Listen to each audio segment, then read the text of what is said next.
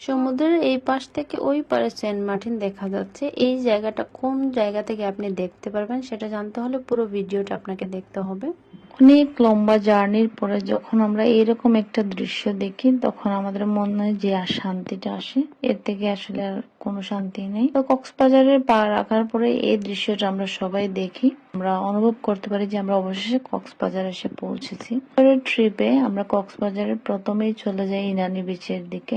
প্রথমে আমরা C park উঠি। আমরা সি পার্লে আমাদের সিস্টেম অনুযায়ী তারা আমাদের পিক আপ করে নিয়ে আসে। তাদের বাসটা অনেক ভালো ছিল, অনেক সুন্দর ছিল, বাইরের দুই পাশ থেকে খুব ভালো ভিউ দেখা যাচ্ছিল।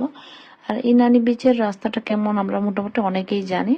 শেষে আমরা সি পার্লে পৌঁছে গেলাম। আর এই যে একটা দৃশ্য, মাশাআল্লাহ এত বেশি সুন্দর ছিল, এটা আসলে বলে বোঝানোর মতো না। অনেক সুন্দর সুন্দর ভিউ থাকে, অনেক সুন্দর সুন্দর জায়গাগুলোতে যাই, তো ভিডিওগুলো ডিলিট করতে আসলে ইচ্ছা হয় না, তো এইভাবেই রেখে দিলে আমি মনে করি বেটার। এই ছিল আমাদের রুমটা বেশ বড় ছিল, পুরো এক ফ্যামিলি রুমের মতো ছিল। আর এখানে ছিল আমাদের একটা বেডরুম, একটা লিভিং রুম, দুইটা ওয়াশরুম, কিচেন টিচেনও আছে, বাট এটা তো কাজের না, কক্সবাজারে এসে এগুলো করার মতো সময় থাকে না।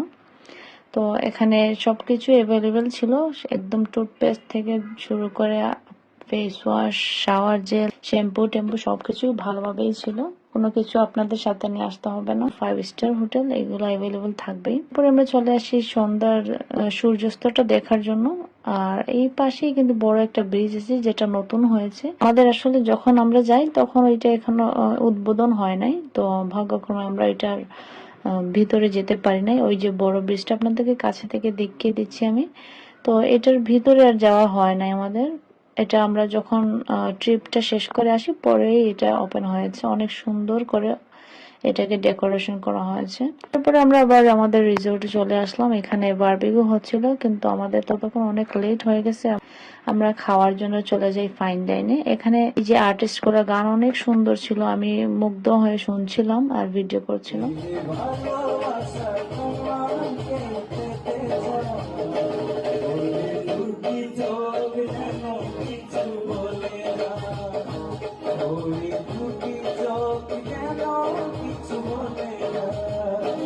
তো রাতের এই দৃশ্যটা আসলে অনেক সুন্দর ছিল, খুব সুন্দর করে ডেকোরেশন করেছে। তো এরপরে আমরা আমাদের রিসোর্টে চলে আসি। অনেক সুন্দর ভিউ ছিল রাতের, মানে এখানে এক এক সময়ের এক একটা ভিউ এত সুন্দর, আসলে এই রিসোর্টটা এত বেশি সুন্দর ছিল। এখানে কিন্তু 3টা পুল আছে, এখানে একটা, আর উপরে একটা, উপর পাশে আর একটা পার্সোনাল প্রাইভেট পুল আছে।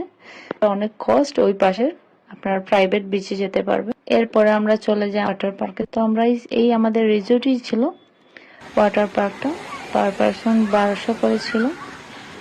হয়তো বা প্রাইস বাড়তেও পারে কমতেও পারে, আমরা যখন গিয়েছিলাম ওই সময় 1200 করে পার পারসন ছিল। পরের দিন আবার একই সময় বা আমরা চলে যাই ফাইন ডাইনে রাতের খাবার খাওয়ার জন্য। তো সেম আমি বসে বসে গানগুলো উপভোগ করি, আর খুব মজার খাবার ছিল এখানে। তো আমাদের বুফে ব্রেকফাস্ট ছিল কমপ্লিমেন্টারি, খুব ভালো যে খাবার তাও বলবো না, আবার খুব বেশি খারাপ হয়েছে তাও বলবো না, অনেক আইটেম ছিল। আর এখানে সিট পাওয়াটা খুবই টাফ ছিল, সময় মতো গিয়েও টাইমটা পাওয়া খুব টাফ ছিল। তারপরে আমরা চলে যাই আরেকটা হোটেলে। এই হোটেলটা 5 স্টার না, 3 স্টার মেবি, নতুন হয়েছে। বাট এটা যে ভিউটা, মাশাআল্লাহ এটা এত সুন্দর ছিল, মানে আপনি বেড থেকে শুয়ে শুয়ে পুরো রুমের চারপাশ থেকে শুধু সমুদ্রই দেখবেন।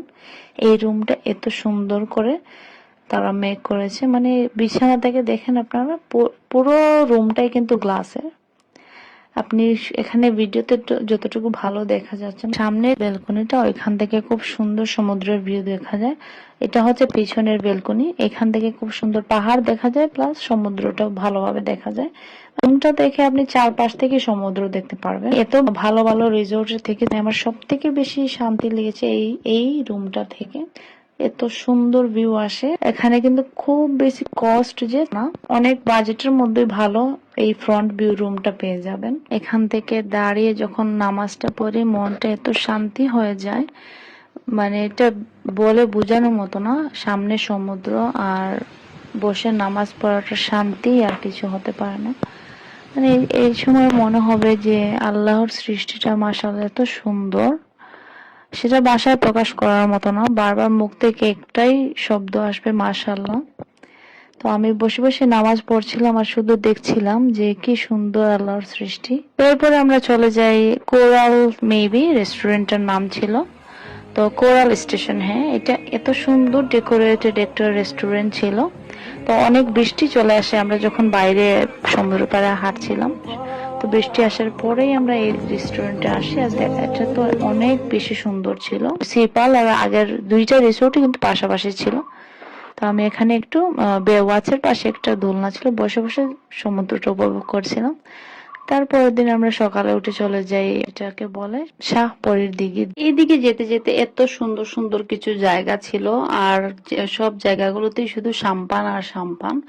দেখে এই জায়গাগুলো থেকে যেতে মনই চাচ্ছিল না। আর এই জায়গাতে যাওয়ার পরে এত বেশি বাতাস আসছিল।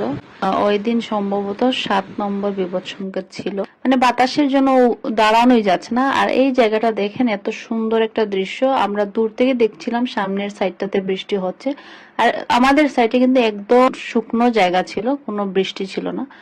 আর এই জায়গাটা তো মোটামুটি সবাই চেনেন, কক্সবাজারে যারাই এসেছেন, যারা যারা জিরো পয়েন্টে গিয়েছেন, সাম্পানের এই জায়গাটা। এরপরে আমরা চলে যাই আমাদের মেন গন্তব্যস্থলে, যেখানে আমরা যাওয়ার জন্য বের হয়েছিলাম, শাহপরীর দিকে। ওই যে দূরে পাহাড়ের মাঝে মেঘ এসে জমে গেছে, এই সাইডটা কিন্তু মায়ানমার। এরপরে আমরা যে জায়গাটাতে গিয়েছি, এত সুন্দর একটা জায়গা। কক্সবাজারে এই জায়গাগুলোতে খুব বেশি মানুষ যায় না। এখানে আমাদের ড্রাইভারটা আমাদেরকে নিয়ে গেছে। এটা একদম শেষের দিকে, মানে যেতে যেতে এই রাস্তাটা আমরা নিজেই জানি না কোত্থেকে বের হয়ে এসেছি। আর ওই যে দেখেন সেন্ট মার্টিনটা দেখা যাচ্ছে, এখান থেকেই সেন্ট মার্টিন দেখা যাচ্ছে। এই জিনিসটা আমার কাছে এই জায়গাটাতে খুব বেশি ভালো লেগেছে। এর আগের বার সেন্ট মার্টিন গিয়েছিলাম, কিন্তু সমুদ্রের এই পাশ থেকে সমুদ্রের মাঝখানে একটা দ্বীপ বেশি আছে। এটা দেখতে এত বেশি ভালো লাগে, এই অনুভূতিটা সরাসরি না দেখলে আসলে বোঝানো যাবে না। এই পাশ থেকে এই সেন্ট মার্টিনের দ্বীপটা আরো বেশি ভালো দেখা যাচ্ছিল। বাজারে আর একটা সুন্দর জায়গায়, যেটা কখনোই মিস করবেন না, বিভিন্ন টাইপের মাছের এই জায়গাটাতে অবশ্যই যাবেন। এরপরে আমরা আবার চলে গিয়েছি আরেকটা রেস্টুরেন্টে। এই রেস্টুরেন্টের নাম ভুলে গিয়েছি। এই রেস্টুরেন্টের কস্ট একটু বেশি, আর জায়গাটাও পাওয়া যায় না।